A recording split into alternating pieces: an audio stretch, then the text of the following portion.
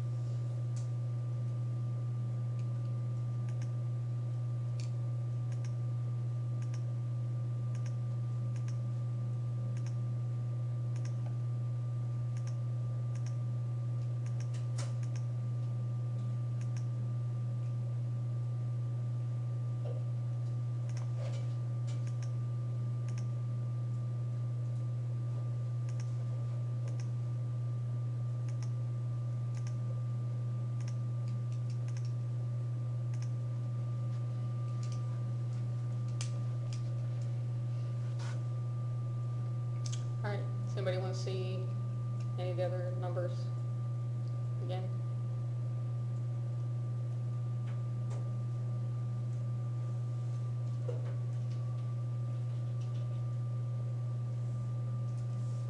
All okay? Howard? Still thinking? You're good? All right, if you could switch papers with somebody. I was looking for the last two. We should have a dead answer. You can double switch if you have to.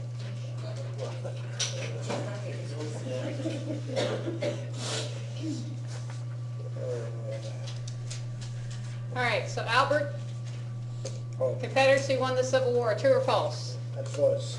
False. Good.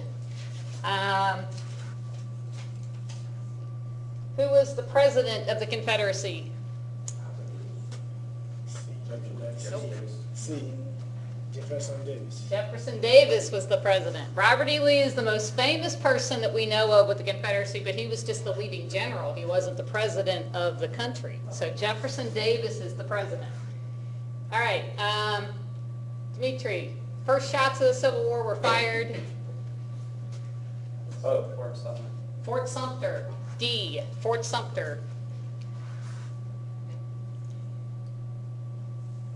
Austin, which of the following was an advantage for the South? Stronger military leadership. Yep. All the rest were advantages for the North. The North had more people, they had more horses and mules, and they had more money. But the South proved to have stronger military leadership. We'll talk more about that. Matt, how many people died in the U.S. Civil War? Yeah, you can answer that one. Well, what about the person whose paper you have? A. Doesn't have an answer for that one either. 617,000. A, isn't it? A. It's A. Sean? Hey. Yeah. Yeah. 620,000 people. It's huge. We'll talk more about that. Nikki, most Indian tribes sided with South. the South. And we'll talk about why. And Amber, England and France favored the North or the South?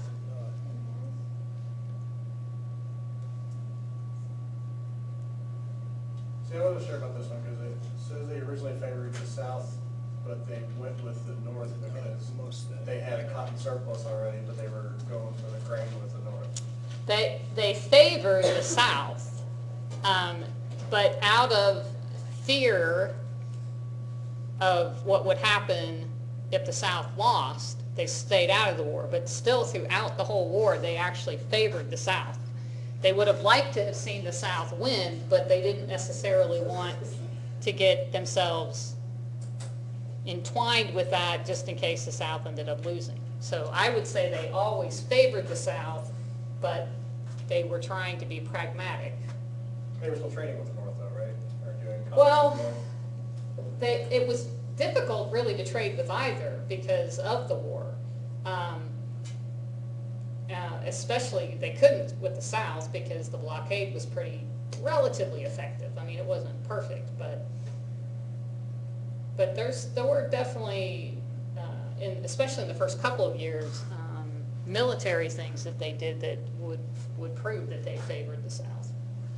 So that's why I didn't say necessarily sided with the South, but they favored the South.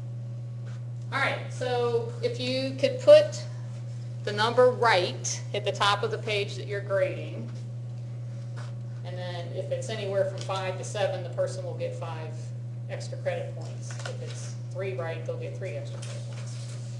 Show it to the person who you graded it for, and then if you could pass those forward after you've had a chance to look at it.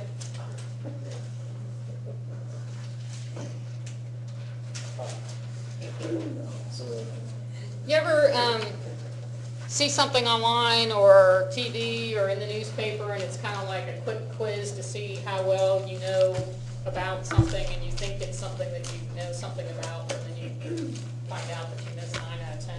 You learned that.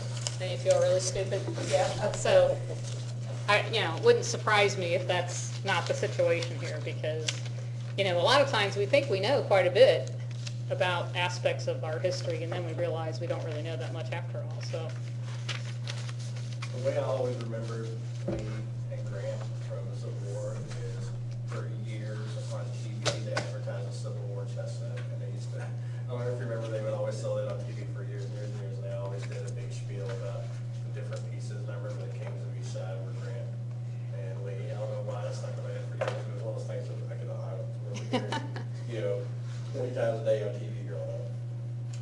Such a random fact stuck in your head. You can take out and put something useful in it. all right. If you read through the notes, you'll see that, well, first of all, there's like 12 pages, so it obviously has a lot of information. But as far as the actual war, the notes spend probably more time on kind of background stuff and not actual battles. I actually have taught a full long semester class just on the Civil War. So, you can just spend a lot of time just talking about every aspect of the war. Trying to cover it in an hour is impossible, obviously. So that's partly why I don't spend as much time on the actual battles, because there's no way that you can get into all of the military aspects of it. We will talk about what I think are the kind of key battles in terms of turning points and stuff like that. So that's kind of what we're going to focus on today as far as the battle aspect of it. First of all, when we talked last week about what we referred to as the impending crisis, which is referring to coming up to the Civil War and everything that happened with that, the last thing that we talked about was the election of 1860. And in the election of 1860, if you remember, you had, who was running for president?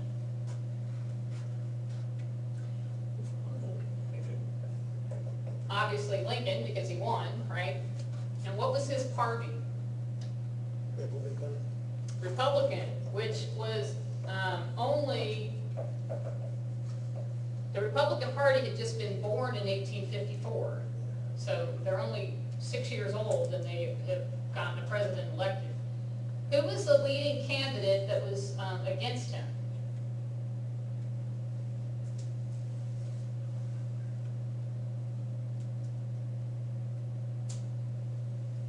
Soon we forget. First name is Stephen. Does that help? Douglas, yes. Stephen Douglas was from what state? Virginia. No.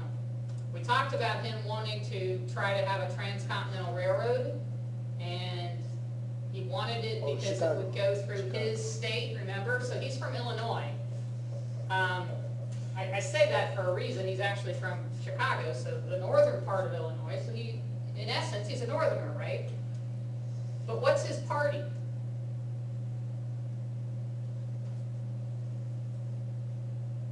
See, wait, We don't have Whigs anymore. I was right. I mean, they just, basically Republicans replace Whigs. So what is he if he's not a Democrat. Democrat, right? So he's the Democrat, but why didn't he win? Since he was more popular, more experienced, more well-known than Lincoln, why didn't he win? Sean, you weren't here, so you have an excuse, but it just shows me that what I say in the last 5 minutes of class doesn't make any sense anymore, right? What happened in this election?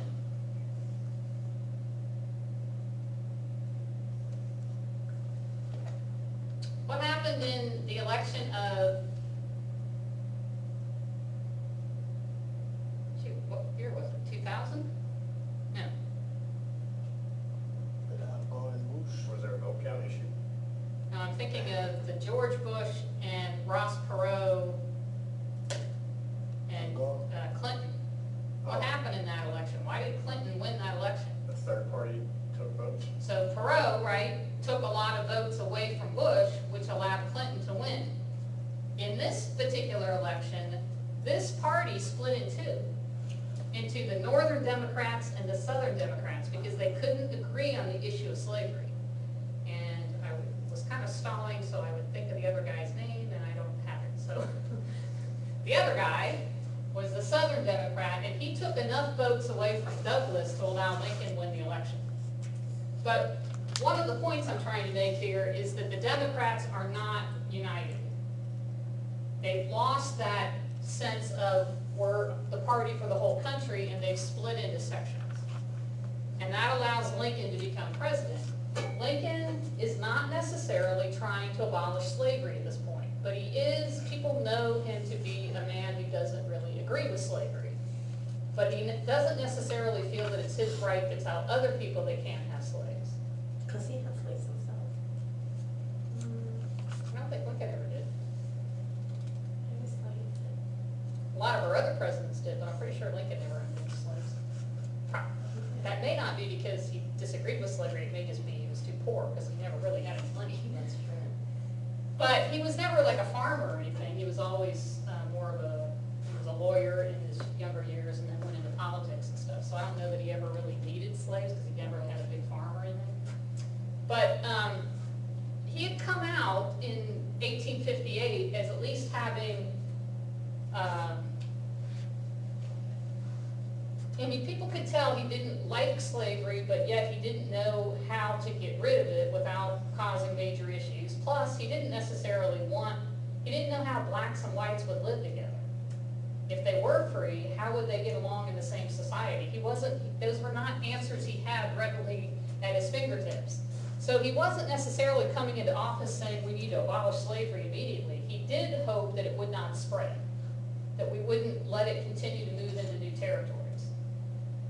However, the way he was interpreted by people is that now that he's president, he's going to try to abolish slavery.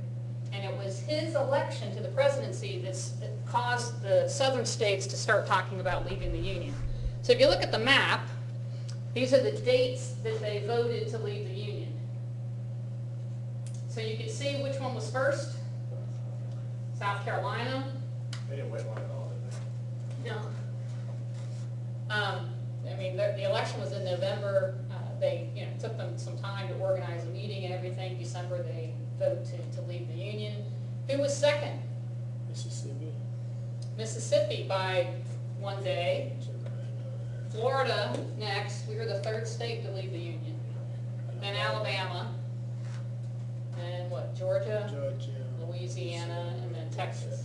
So 7 states left the Union within 6 weeks of the, no, that's not true. But in a 6-week period, I think if you look from here to here, within a 6-week period, 7 states left the Union. So 7 of those states have announced that they're literally just no longer part of the United States of America.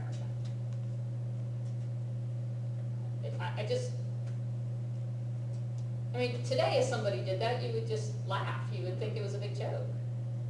I mean, nobody would believe, oh, Mississippi voted last night to leave the Union. They threaten all the time, but people talk about it every day. Yeah, I mean, but if you found out that it was actually true, that they had really done this, it would just be crazy. So those 7 states leave the Union, and then they have a meeting where they establish a new country. What did you just do?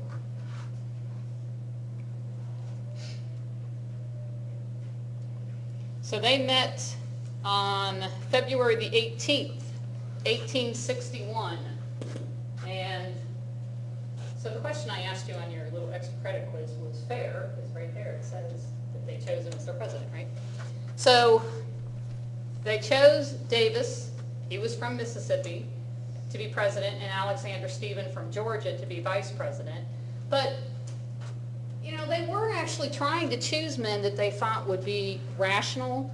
They were kind of middle of the road. They weren't considered the more radical people of the South because they were afraid that that would keep other states maybe from joining them.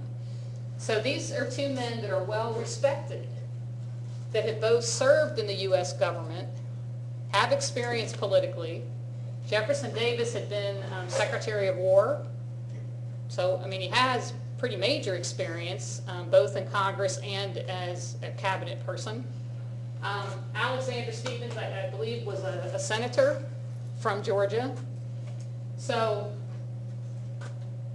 not crazy lunatics, but actually very respectable men that had chosen to do this. So that's on February the 18th. And remember, back in this time period, the new president doesn't take office until March. It's not January. So this whole time, James Buchanan is president.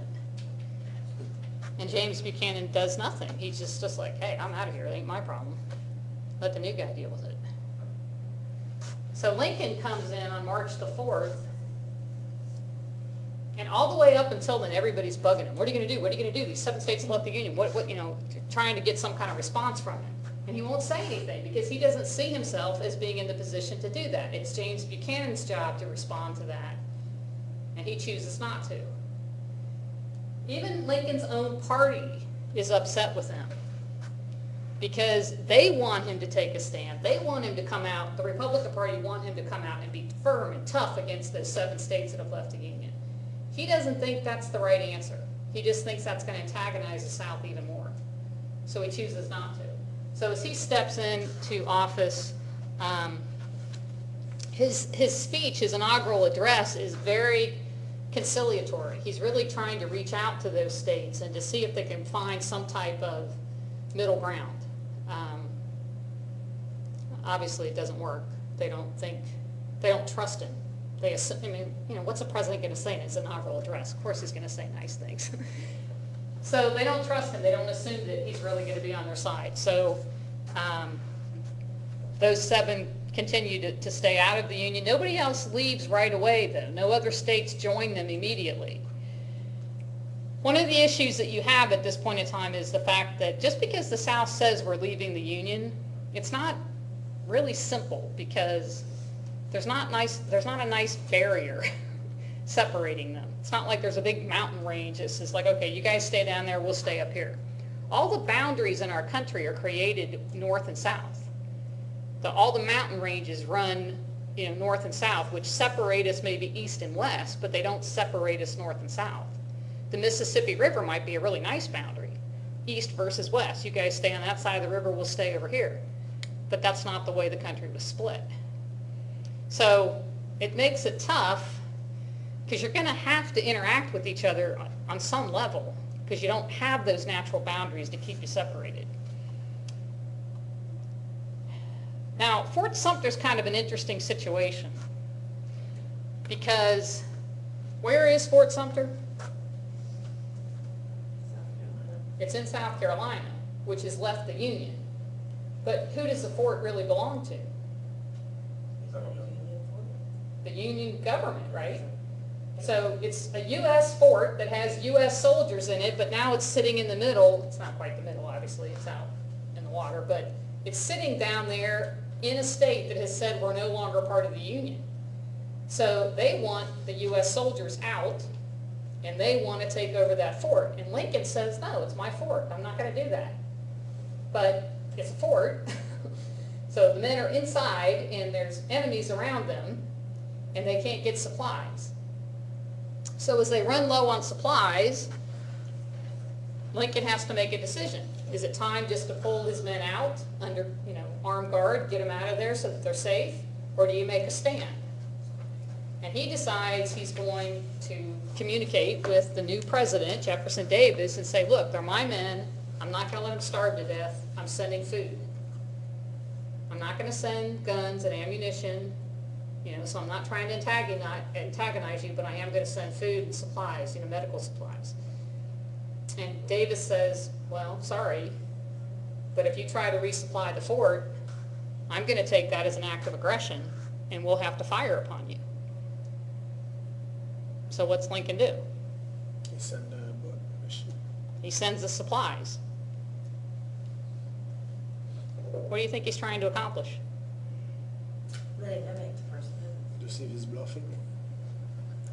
See, Lincoln had said in his inaugural address, this government, this Union government, will not be the aggressor. It will not assail you. So he's kind of got himself in a bind here, because he's already promised he won't do that. So he almost has to have, if there's going to be a fight, he has to have them be the ones who fire the first shots. So he chooses to go ahead and send boats to supply the fort. He didn't say he wouldn't be the passive aggressor, so. That's true. It kind of, I hate to make this comparison because I love Lincoln and I don't particularly love Polk, but in some ways he did the same thing Polk did, didn't he? Polk sent troops into disputed territory and got the Mexicans to shoot at us first, and then got Congress to declare war. Lincoln was just more subtle about it. He didn't actually send armed troops ready to fight, Yeah. but still. And I have to say, I was telling one of my online classes that when I think of what Polk did, do you guys know did we talk about this? The biblical story of David and Bathsheba? What is wrong? Is your mother's? Even if you don't agree with it, you should at least know the story. The great King David of the Hebrews. Yes, tell me you at least know.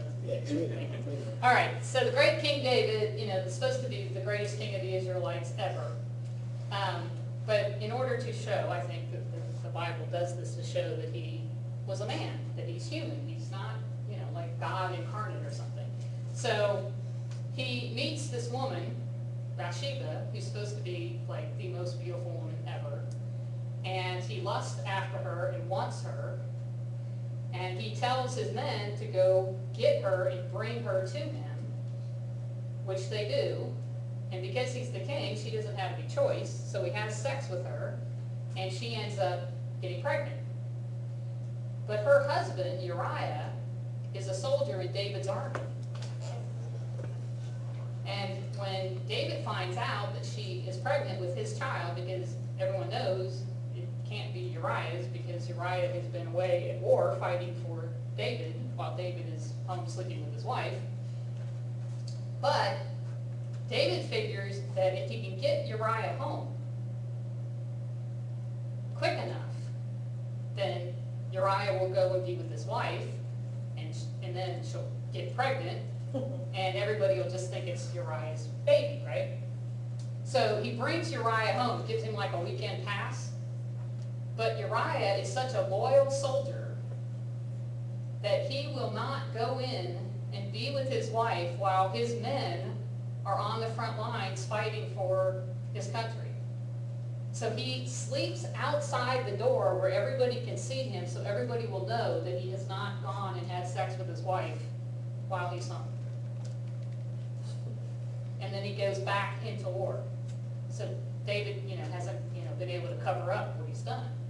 So David says to one of his commanders, he said, look, I don't know how to handle this right now. This is, a horrible situation. It's going to really make me look bad. So what I want you to do is put Uriah in the very front lines of the hottest battle that's going on and make sure he gets killed. And that's what happened. So word comes back, Uriah died, oh, he's a hero, everybody thinks it's wonderful, and then Bathsheba's now pregnant, and David the king, out of his, to honor Uriah, is going to take Bathsheba to be his wife and take care of her and the new baby that's going to be born. So when I think of Polk sending American soldiers into the disputed territory to taunt the Mexicans and to get them to shoot at them, it makes me think of David sending Uriah into the front lines to be able to accomplish what he wanted as well. So anyway, I said that to my online class in a discussion board, and I only had one student who responded that acted like they knew what I was talking about. So anyway, so Fort Sumter is fired upon April 12, 1861. It's a relatively, if I remember correctly, nobody's killed, but I think there were 3 U.S. casualties, meaning 3 U.S. soldiers, Union soldiers, were injured. So it's not like anybody, it's not like a huge battle where lots of people die, but it is what causes the beginning of the Civil War. The shots have been fired, and war basically is declared. So they begin to call for troops. The Confederacy had already done that, but Lincoln now feels that he has the right to call for troops, volunteers to be able to fight against the Confederacy.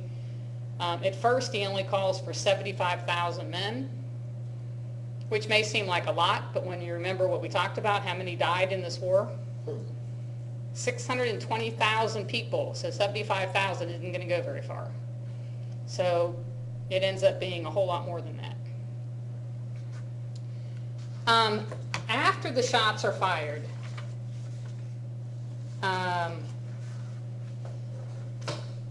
more states decide to leave.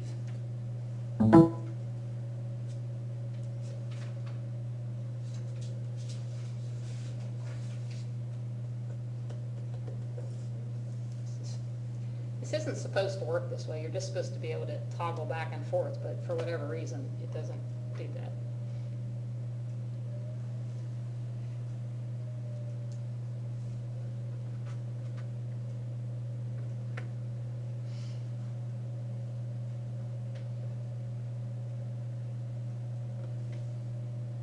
So, after the shots are fired in April, Arkansas, Tennessee, North Carolina, and Virginia, they leave. So now you have 11 states that have joined the Confederacy. But you have other states that have slaves, and they're considering joining the Confederacy. And those states end up being referred to throughout the rest of the war as the border states. It makes sense, they border between the North and the South. So those states are Missouri, Kentucky, Delaware and Maryland. And Delaware has like 7 slaves. I mean, it's really not about slavery for them, because that's not the issue for them. Maryland, Kentucky, and Missouri do have quite a few slaves. And after some of the stuff we've already talked about this semester, you would have thought Missouri might have been one of the first to leave. But there's politicians in those states that don't think that's the right thing to do, and they actually do help keep those states in the Union. But those border states are important because if they had chosen to leave the Union, sorry, but I have to do that. If they had chosen to leave the Union, well, first of all, think about where they're located. There's transportation routes that are very significant in those areas. In addition to that, if they had left, it would have added 45% to the white population of the Confederacy. Because remember, there's an awful lot of states down in the South that are like half and half, black and white, slave and free. Whereas in the border states, there's definitely a higher percentage of whites to blacks. So 45% to the population, 80% to their manufacturing capacity, because there's hardly any manufacturing facilities in the South. There are some in those border states. And it would have, I know this may sound dumb, but it would have added 40% to their horses and mules. That's how they transported everything. That's significant back then. I mean, today we'd be like, okay. Because the South didn't have that many railroad tracks and stuff. So. Exactly. So the border states become very important in Lincoln's thinking. He knows he needs to keep those 4 states in the Union. And so for him, whenever he talks about the war at this point, in the first couple of years of the war, he never talks about it as being against slavery. To him, it's all about saving the Union. Now, whether or not that's all he believed is another story, but he knows better than to publicly come out against slavery in the first couple of years.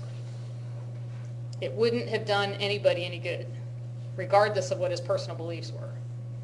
But that pisses everybody off, because his own party is like, what is wrong with you? You know, don't you have any moral convictions about this? Why aren't you saying anything? Why aren't you coming out and telling them how you feel? And he just was like, no, we're not doing that. So I think, you know, after the fact, most people realized that the man was pretty smart. He knew what he was doing. He knew how to play the game. And that it wasn't going to do any good to antagonize anybody, any more than he already had. We already talked about Indian involvement. Makes sense, right? Who has royally screwed them for their whole history? The Union government. Now, the Confederacy might do the same thing, but they haven't done it yet, so we might as well take a chance with them, right? So they choose to favor the Confederate government. Plus, the Confederate government was giving them some incentives to do that. So, Now, were they not thinking about the fact that a lot of the, like the Indian Removal Act and stuff, a lot of it came from like Georgia specifically wanting them out? Like it was, a lot of it was state initiated anyway. It's just the federal government chose not to intervene. So it's really, they were just as bad, the South was just as bad against the North. yeah, you're absolutely right. And I think if you look at the history of what the Indians decided once settlers had come here, who they decided to favor, most of the time they make big mistakes. Yeah.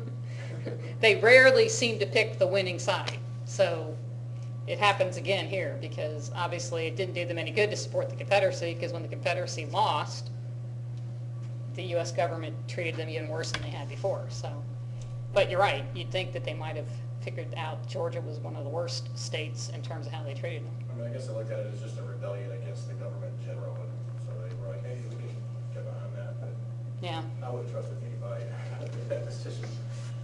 They're getting screwed from every angle. I don't know how well this is going to show up, but let me see if I can get this to come on. So in terms of, as you look at the beginning of the war and what each side had in their favor, on paper, seems pretty obvious that the North should have won the war. Actually, it seems pretty obvious that the North should have won it in about 2 days. Kind of like what happened with Britain and the American Revolution. There's no way we should have won that war. But there are sometimes many different factors that play into things, and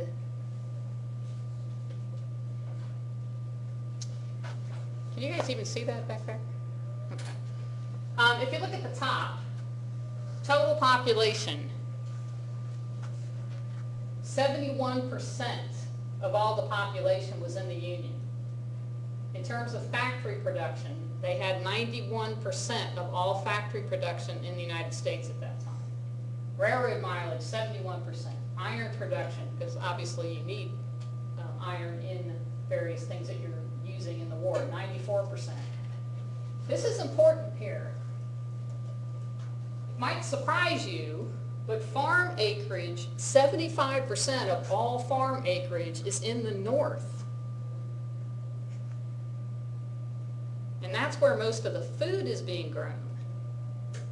And specifically wheat, 81% of all wheat being grown in the United States was grown in the North, not the South. Because the South was busy growing cotton. Because 96% of all cotton grown is grown in the southern states in the Confederacy. Now, of that list, why would you even put cotton on that list? I mean, this is talking about the advantages that one side has over the other. Why would you even bother to list cotton there? Well, cotton makes money. Two, To Europe in general. that's the key to this, because the South really believed that the fact that they grew all this cotton, and remember we said a couple weeks ago they supplied 50% of the world's cotton, 75% of Britain's cotton. So they believed that those countries would be so dependent on them to keep their economy going that they would come to their aid. And that did not materialize. Mainly because Britain saw what was coming, with the tensions that were coming about, and started to stockpile cotton, which you can do, right? It's not like tomatoes. You can hold it for a long period of time in warehouses until you need it. They also have other suppliers, Egypt. Right, they found other suppliers, even though it wasn't maybe all that they wanted to get, wasn't maybe even the quality that they wanted, but they found other sources that got them through the war. So this does not turn out to be the advantage that they had hoped for. Now, have I told you guys about my cotton issues?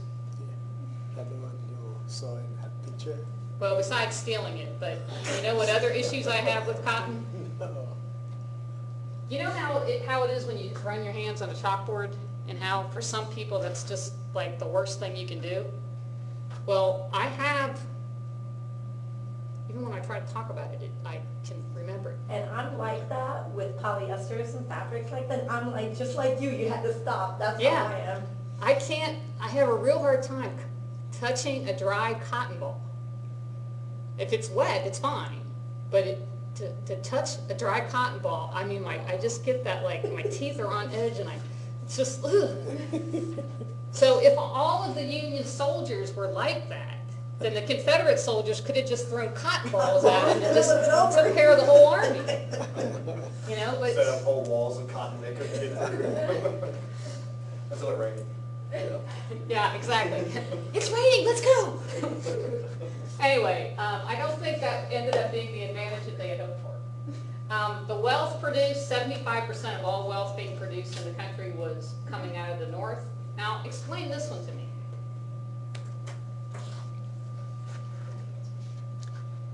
I think they have something in common. If all the wealth's coming out of the North, it means there's a lot of rich people that are going to serve in the military anymore. These guys are fighting for their home as well too, this is for their lifestyle. The North was invading in, so. Yeah, they're more willing. Yeah, they're willing to die for their home, Yeah. for their rights. Okay?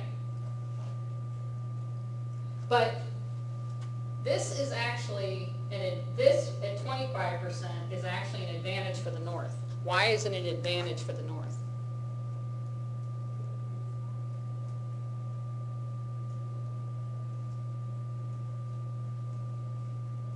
So let's say you have let's say 1 million men that are of the age where they could fight, right? 1 million men. 250,000 of them would go into the armed forces and fight. not pulling out of your workforce and your production. So you have 750,000 to stay home, keep the factories running, take care of the farms, take care of their families, all those kinds of things. But if you have to take 750,000 of those million men, which they didn't even have that many, but if you have to take 75% of them and put them out there on the battlefield, you don't have anybody left at home to take care of business. But they had to do that. Well, let's say, did they have to do it? What were their other options? They could buy out, but they couldn't afford it.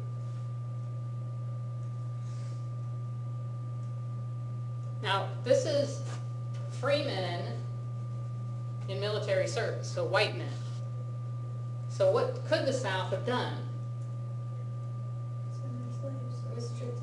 They could have used their slaves, and they did in the last month of the war, because they didn't trust them, which is kind of interesting, because all their arguments for why slavery was a good thing, we take care of them, we're this paternalistic, benevolent society, we're family, all this kind of stuff. But they didn't trust them, in the war, but still they trust them, with their family, wives and kids, at home. What is that?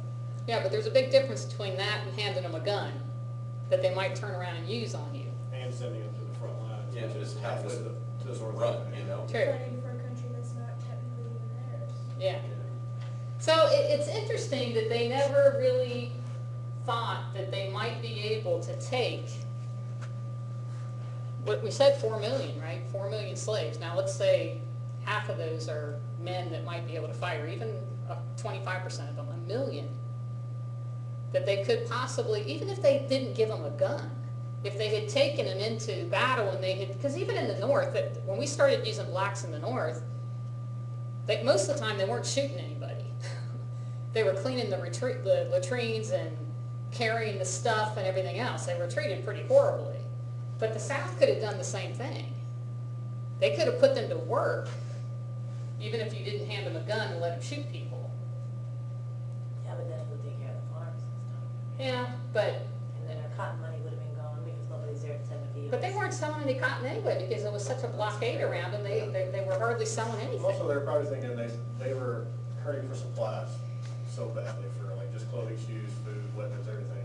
If they had to suddenly feed, clothe, and arm this many people that they already considered worth less than a normal person anyway, they probably just looked at the True. economics of it. They're like, why are we going to put all this supply into this and we're not going to get anything out of it? Even though they got all this work out of them all the time anyway, they had to make their own food Yeah. and do everything. So. It just, when they got really desperate, you just have to wonder why they didn't begin to think of some other alternatives, because it just seemed like, they were hurting for men. That was it especially the last 2 years of the war, that was their biggest concern, is they just didn't have the soldiers to put out there. So you'd think that they might have at least had gotten a bit creative in some form or another. So out of the 620,000 that died, the South lost the most. No, actually the North lost more. They just had a lot more to lose. We'll talk more about that maybe. I'm not going to go through all this stuff, but we already talked about England and France, and one of the key things was that the South was counting on England and France to come through in terms of helping them because they needed the cotton. There's some stuff here on diplomacy which I'm not going to get into for sake of time, but it is interesting to me, this last point here, that in the middle of the Civil War, France invaded Mexico and took it over. They actually installed a French leader in Mexico. And we didn't do anything because we were in the middle of a civil war. But Lincoln just sent them a little message and said, look, as soon as we're done with this thing up here, we'll be seeing you. So we'll be coming. And when the war came to an end, and the North had won, just all of a sudden, France decided that their vacation in Mexico had come to an end and they would just leave. So, this talks a little bit about the two presidents. You have Lincoln in the North and what he has to deal with, and then you have Jefferson Davis in the South. And I find this really interesting, and not so much about him individually, but about the issue that they were dealing with there. Because the South, we talk about the Civil War having an awful lot to do with slavery, and it did. But there's more to it than that, and we've talked about that during this semester in reference to states' rights. You have a president trying to unify 11 states that have left the Union, left the United States of America. But one of the key things that those 11 states have in common is that they want their state to be autonomous. They want their state to be able to make all their own decisions. They don't want to have to bow down to a central authority any longer. So at the time that you need to centralize, unify, get everybody on the same page, you're trying to do that with 11 different centers of authority that don't want to have to bow down to your authority. It made it very difficult for Davis to have any kind of centralized plan, especially in terms of finances. Because how does he get those states to give money to the Confederacy? And then secondly, how do you get those states to send their soldiers where he wants them to be? Many of these states did not want their soldiers to fight outside of their state, which is kind of tough if the war's going on someplace else. It doesn't work too well. But they only wanted to protect their state, not necessarily fight for the Confederacy. So I find this interesting. I should have the quote on this, and I don't. But somebody said if you put a tombstone on the South, it should say they died of democracy. They wanted so much for their own people to make their decisions, to have that democratic voice, that they weren't willing to bow down to a central authority. And so they didn't succeed because they were too democratic. So Davis's fundamental problem, trying to unify and centralize states who seceded in the first place to protect their own autonomy. Now, you'll know this. If the longer you would be around me, you would know that Lincoln is my hero. I mean, he's, to me, the greatest American ever. And anytime anybody tries to say anything bad about him, I just go, don't talk to me, because I don't want to hear it. But I even think Lincoln would have had difficulty being president of the Confederacy. Not an easy task. So I don't think we can blame Jefferson Davis for not being successful. I don't know that anybody could have taken that group of states and quickly turned them into a unified force. Maybe if they had had 30 years, yes. But overnight, get them to come together, unify, and be able to stand against another country that's already been in place for 100 years, not an easy thing to do.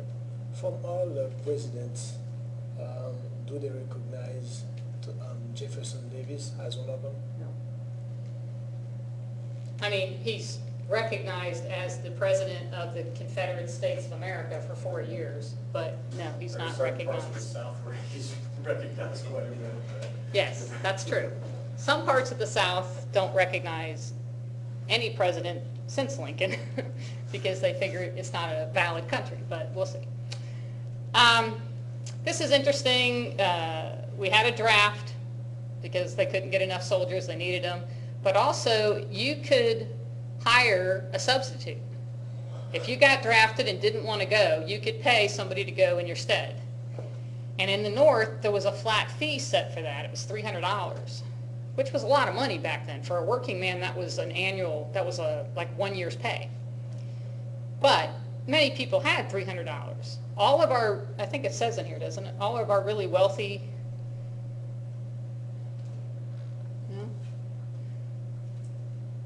like Carnegie and J.P. Morgan and the steel guy, oil guy, Rockefeller, all of those guys were drafted. None of them went. That's pocket change for them. Yeah, exactly. They just paid a substitute. They actually had to pay just find somebody who's willing to do it for that amount of money, and then, so they have to actually do anything with the government, just be like, hey, I paid this guy. he's Well, gonna-" I think there was some kind of a piece of paper that you exchanged, and then the guy would go and hand it in when he reported, but it wasn't nearly as complicated as it would be today if we had something like that in place. In the South, they didn't put a limit on it, and it got to be as high as $10,000 that people could get paid to be a substitute. But keep in mind, that's when inflation had gone so crazy in the South that $10,000 may not have even been equal to $300 in the North. Inflation was horrible down there. Down there. We are down there. More stuff on that. Anyway, talking about the war itself, and we're just going to hit a couple high points because we don't have that much time. The first major battle was at Bull Run, and Bull Run is right outside of Washington, D.C.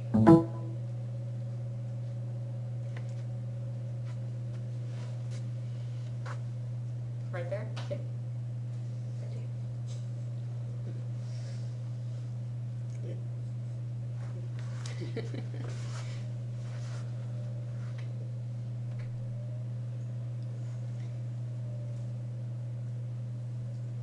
Now, depending on if you're in the North or South, North called it the first battle of Bull Run because there ended up being a second battle there, and the South called it Manassas because they tended to call it by creeks or towns and stuff like that, and the southern names for it and northern names were often different. So sometimes you'll see two names on the same battle.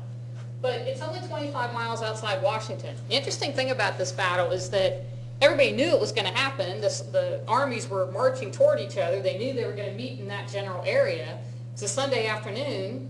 So all the wealthy, the politicians and everything in Washington came out in their carriages with their picnic baskets, and we're just going to sit up on the hill and watch the two armies just kill each other. Let's just have fun today. Sunday afternoon, okay. And of course, the Union thought they would just wipe the field with the South, and the South would run home with their tail between their legs, and it would be a big celebration.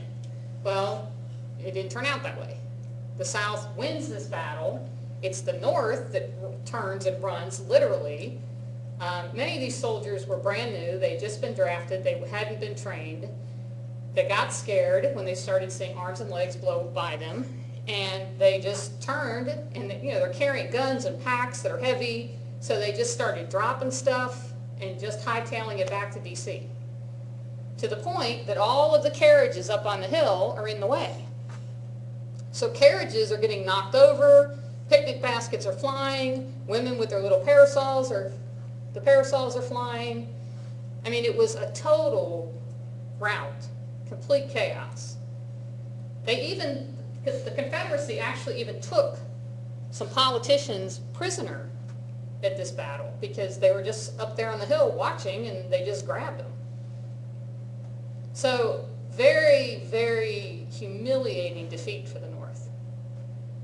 But might have been the very best thing that could have happened to them, because they came out of that recognizing, wait a minute, these guys kind of know what they're doing, and we need to take this a little more seriously. They really thought that it was just going to be go out there, strut our stuff, war's over with in about 30 days. Because Lincoln, the first call for volunteers was 75,000 men for 90 days. This thing's going to be over with in 90 days. That's what they're thinking. Doesn't work that way. It's crazy to think that the capitals of the two were like from here to Orlando apart. That's crazy. I know, that was like more than crazy. That was just dumb. I But- never really thought about it, like until I read it, that was thinking about getting that close to the grid. Yeah, I know. But it wasn't a real smart move, I don't think, on the part of the Confederacy. But, they didn't ask me. So, after this battle, Lincoln removes the general and puts in charge George McClellan. Now, George McClellan is good-looking, dashing, just like everything you would want in a military leader. And he turns the army over to him, and McClellan, is going to take these young men, he's going to whip them into shape. And he begins training them in D.C., marching them through. I mean, there's books that talk about, literally, how McClellan just marched them up and down the streets of Washington. Everybody saw the great Union Army out there, over 100,000 men. And he trained them, and he trained them, and he trained them again. And if you saw in the notes, Lincoln kept saying, when are you gonna leave Washington and go find, the army, go do something? And McClellan kept saying, well, I know what I'm doing, I know how to train men, you need to stay out of my business. And finally, Lincoln went to see him one day, and apparently his question to him was, if you're not planning to use the army, would you mind if I borrowed them for a while? And McClellan got very upset with him. There's a story that Lincoln came to visit him. He stayed at a boarding house, which was common. I mean, boarding houses were all over Washington, and most people didn't actually live in Washington because it was a horrible place to live. Dirty and hot and filthy and everything else. I mean, it's nothing like what it is today. So most people only came and stayed in boarding houses until they had to go back to their homes. So McClellan, because he's training an army, has to stay there, so he's living in a boarding house.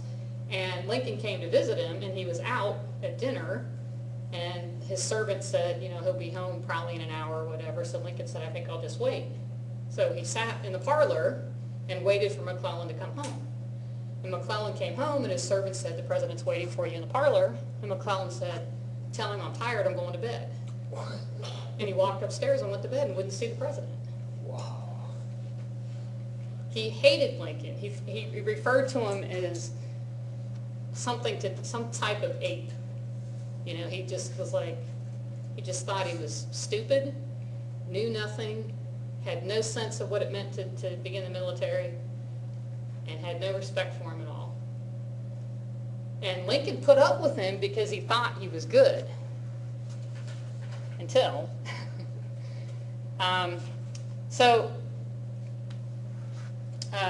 McClellan's big plan was what's called the Peninsular Campaign. And the plan was to take the army out of Washington, sail through here to the Chesapeake Bay, come down here to this area, land down here at the end of this peninsula, and work his way up to Richmond. And it's not a bad plan, because if you can take the capital of the Confederacy, you got a pretty good chance that the war is going to end pretty soon. So he sails with 100,000 men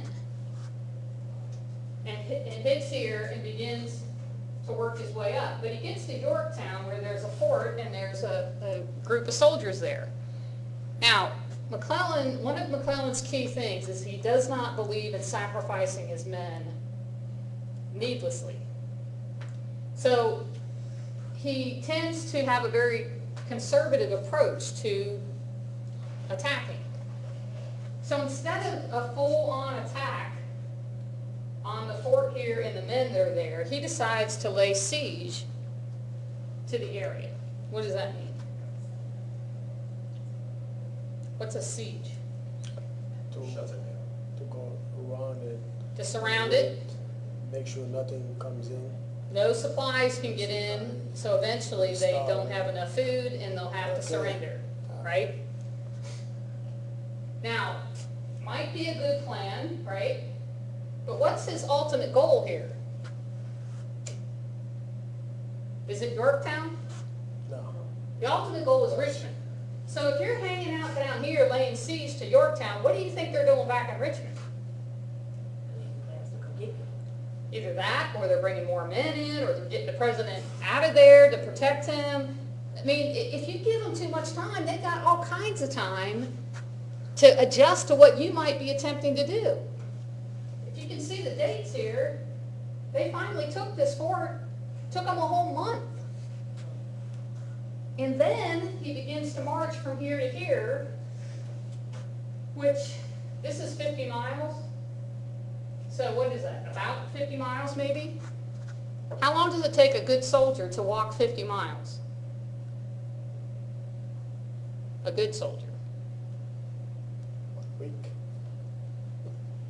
Soldiers can do 20 to 25 miles a day if they have to.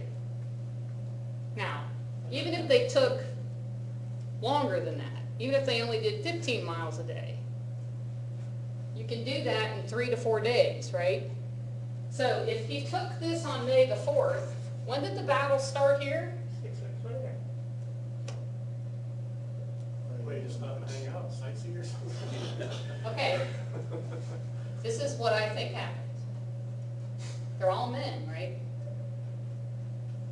And they're all marching from point A to point B. So what do you think happened? I got lost. They got lost, In this regard.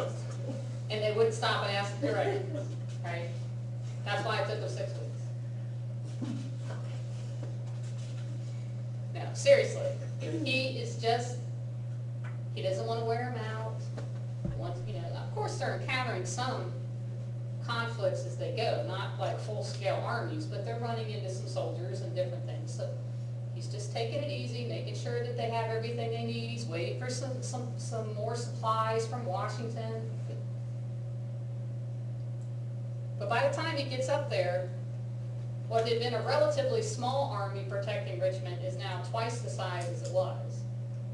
And then, even though he has 100,000 men, and the army that's protecting Richmond is much less than that, even though it's bigger than it would have been if he attacked sooner, but it's still a lot less than what he has, he believes that Lee has more men than he does, even though all his reports say that he doesn't.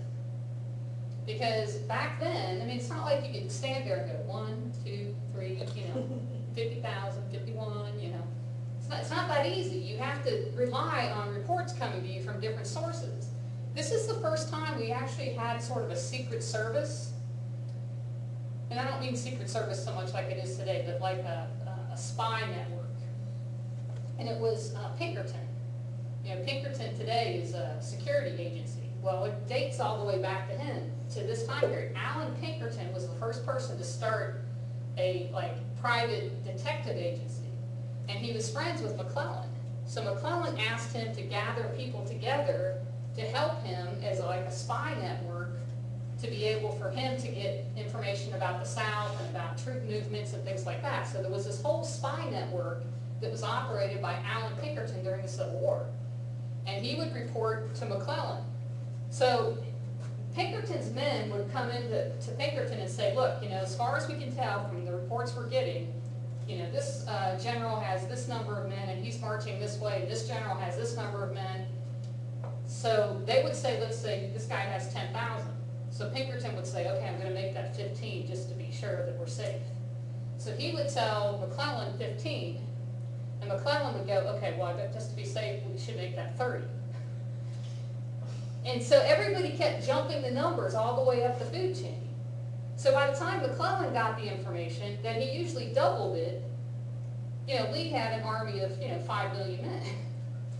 So every time he went into battle, he thought that he was outnumbered when he was never outnumbered. He always had numbers on his side. And he would go into battle, but he would never commit everything he had, because he was afraid that they would bring out all these secret men that were supposedly there, and they would get ambushed and he'd lose all of his men. So he always held men back. So every battle he was ever in, even when he won, he never finished. He never captured the other army. He always let them get away. And the same thing happens here. Even though he has many more men and should have moved a lot faster, which would have given him the advantage, he doesn't. The battle rages for 7 days. He doesn't really lose it, but he gets scared and figures they're going to lose, so he retreats. And he marches back down, goes back to Washington, and blames the whole thing on Lincoln. It's Lincoln's fault that he didn't send him more men and more supplies. If he's taking that long to move and to do anything, his information is going to be useless. He might have information ahead of time, but then they're going to get the same information. They're going to get information about him because they Right. see him coming 6 weeks ahead of time. Well, as soon as this battle's over with, Lee decides to go on the offensive. So he takes off going north. And he begins, I mean, these are all, the red shows you a Confederate victory. So he's going north, and he's going to work his way back toward Washington. He's hoping to attack Washington and take Washington, their capital. he gets up to this area and he knows he can't cross directly into Washington. That's, I mean, of course, that's going to be protected. So he's going to go farther north, try to cut over the Potomac River, and then come back down to DC. Great plan. Probably could have, should have worked, except for really just an accident that happens. One of McClellan's men comes upon a camp where the Confederates had stayed and finds, luckily for him, finds a bunch of cigars that are wrapped together, and there's a piece of paper around the cigars. So as he opens the cigars, he pulls the paper out, and he realizes he's actually seeing Lee's plan and where he's going to cross the Potomac and how they're going to proceed to Washington. Now, of course, they don't know absolutely if that's correct, but can't hurt to check it out, right? And it turns out that it is correct. It's exactly what Lee is planning. So the guy takes it to McClellan, says, look, I think this is what Lee's going to do. We need to get there first. We need to get to the area where he's going to cross and take him by surprise. So McClellan says, yeah, it's a good idea. But again, Slowly get up there. he slowly gets there, and they end up meeting, again, because he takes too much time, because of the way he handles the situation. Lee's forward scouts pick up on the fact that the Union Army is moving kind of differently than they had expected. So Lee actually gets to Antietam first, and there's an opportunity for him to prepare himself more so than he should have been able to do if McClellan had moved more quickly to get there. The battle at Antietam is, they say, the bloodiest one-day battle, because it only lasts that one day. It's like the bloodiest battle of the Civil War. 6,000 men are left dead on that battlefield, not counting the number of casualties, the number of injuries, but 6,000 men in like a 6-hour period die on that battlefield. And Lee realizes it's not worth trying to continue, so he decides he's going to retreat. He's taken a pretty good hit. So he begins to retreat, and McClellan, instead of pursuing, because, Lee's up basically almost in, he's like in northern territory. McClellan is in a position of strength here. If he pursues and can overtake Lee, the war may be over with. Instead, he decides, let's just celebrate our victory. Doesn't even attempt to pursue. He turns around and heads back to Washington. I don't know if you know anything about Roman soldiers back during the Roman Empire, but when they would win a huge victory, they would bring their armies back into Rome. And when they marched back into Rome, there was a huge celebration.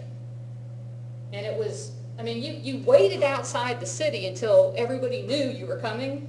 Like, you sent somebody in and said, let them know we're coming. We'll be there in 3 days. And we're, get the celebration ready for us. So when they came in with, all this fanfare, and they were on the, the front of their armies and everything, and they're all cleaned up and looking good and stuff. And that's what McClellan expected. He was like, we're going back to Washington. They're going to celebrate our great victory. And he comes into Washington, and Lincoln goes, why the hell are you here? Why aren't you chasing Lee? And McClellan's furious, where's my big celebration? I just won this great victory. And Lincoln says, here's your celebration, you're fired. And removes him from command. He's like fed up, he's done with him. But then it's like one after another trying to find a general that can actually compete with Lee of the South. And that's where we talked about the stronger military leadership. Every person he put in charge until Ulysses S. Grant just didn't seem to have the backbone to do what needed to be done. And then Grant's just crazy. He didn't care. Come on, guys, let's just ride right into this ambush and let's let them shoot at us. That's cool. But he knew, one of the things Grant knew is that he had a lot more men. He didn't necessarily like sacrificing them, but he knew if he did sacrifice them that they would still win, because eventually the South is going to run out of men. So anyway, Was McClellan for money? Was he like rich Makes sense. Obviously, there's a whole lot we haven't covered. Antietam, even though it is, because it is a Union victory, it does give Lincoln the opportunity to do the Emancipation Proclamation. And this is the first time he really comes out and says, okay, if we win this war, slavery will be abolished in this country. Now, people tend to think that when he issued the Emancipation Proclamation that freed all the slaves. At that point in time, it doesn't free anybody, because he doesn't have any authority over the states that have the slaves. He can't, I mean, nobody listens to him. So all it really does is it gives word to the South that if you keep fighting this and we win, you will not have slaves any longer. That's the way it's going to be, because you have chosen not to compromise in any way. So it makes slavery ending slavery one of the goals of the Civil War. So it's kind of a no turning back type situation. Are you afraid that that would cause the border states to? Well, yes, and that's why he waited that long. But by this point, now he does actually, the only states that he has control over are the border states, right? And when he issues the Emancipation Proclamation, he tells them this does not apply to your slaves. I'm not freeing your slaves. I'm freeing all the slaves in the Confederacy, which I really have no authority to free. You know, some people might say, it'd be like me saying, I say all you guys can have $1 million. You have the right to it. Have $1 million. Thanks. What good does that do you? I don't have the authority or the power to give you $1 million. So he doesn't have the authority to do it. So it's not really anything, he doesn't accomplish anything by it other than giving notice to the South. Okay, I've given you 2 years to, he's offered them compromises throughout the first 2 years, and you haven't chosen any of them. So, okay, if you want to keep fighting, when this thing's over with, your slaves will be freed. The other thing it does is that the slaves hear about it, and more slaves begin to run away after the Emancipation Proclamation. They take it seriously, and they figure if they could just get north, they will be free. So you see a lot more of the slaves actually, who's going to hold on to them? Most of their men are in the war fighting, so nobody can really stop them from leaving. All right, I know we're out of time. I think what I'd like to do is spend the first few minutes of next week's class kind of finishing some of the points of the Civil War, and then we'll talk toward the end of class about Reconstruction, because there are at least a couple of the battles that I'd like to cover, Gettysburg and Vicksburg, and talk about a few things, and then we'll finish up with the Reconstruction period, which is chapter 15. I didn't look at your calendar as to what's due next week. I guess you have a quiz over chapters 13 and 14. Yeah, the final papers too. Oh, and your final paper, you need to have it done when you come into class. And again, you guys did a pretty good job on the footnote type thing when you did your first paper, so same deal. I was pleased with the way you guys handled that, so just repeat. Color, shampoo, rinse, repeat. Citation, print, repeat. When I was reading that, they didn't say what they've done with Jefferson Davis, because he runs away and they catch him, but they didn't say what they've done with He him. got pardoned. Ah. Yeah, he didn't end up spending any time in prison. And the vice president gets elected to Congress right after. Alexander? Yeah, Alexander Stephens. Happy Turkey Day. Hope you guys have a nice time with your families, whatever you're doing. That's good. Do you Oh, my think, game. it hurt Douglas too in the presidential election that they were both from Illinois and they were probably splitting their state? Yeah. Probably. Obviously, as Henry Clay dies, and everything is all messed up, See? What do you feel on it, Did you come up with a compromise? Yeah. he needed to have a protege, you know, Yeah, to keep exactly, the yeah. training all on, right? The other guy, John